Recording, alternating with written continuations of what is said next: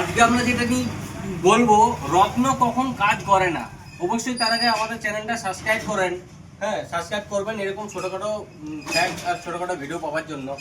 একটা টাইমে রত্ন মানুষের কাজ করে না, জানেন কখন?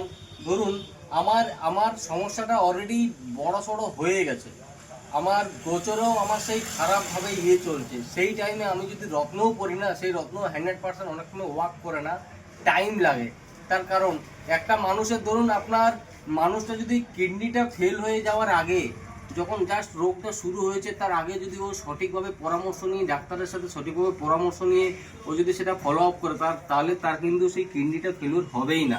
ঠিক তেমনি অ্যাস্ট্রোলজারও, ঠিক আছে, ওর প্রবলেমটা আসার আগে ও যদি অ্যাস্ট্রোলজারের সাথে কথা বলে, যদি সেইভাবে যদি কাজ করে, তাহলে কিন্তু সেই তার প্রবলেমটাও আসবে না। তার আগে যদি সেই রেমেডি করে নেয়, সেই প্রবলেমটা থেকে ওভারকাম করে যাবে। আপনারাই বলুন, একটা মানুষের যদি ক্যান্সার 4th স্টেজ হয়ে যায়, পৃথিবীর কোন হসপিটাল আছে, কোন জায়গায় আছে ওকে তুমি কিউর করে দিতে পারবে? কোনো জায়গায় পারবে না, তার কারণ ওর টাইমটা পেরিয়ে গেছে। ঠিক তেমনি অ্যাস্ট্রোলজিও একটা শাস্ত্র, অ্যাস্ট্রোলজি একটা বৈদিক শাস্ত্র।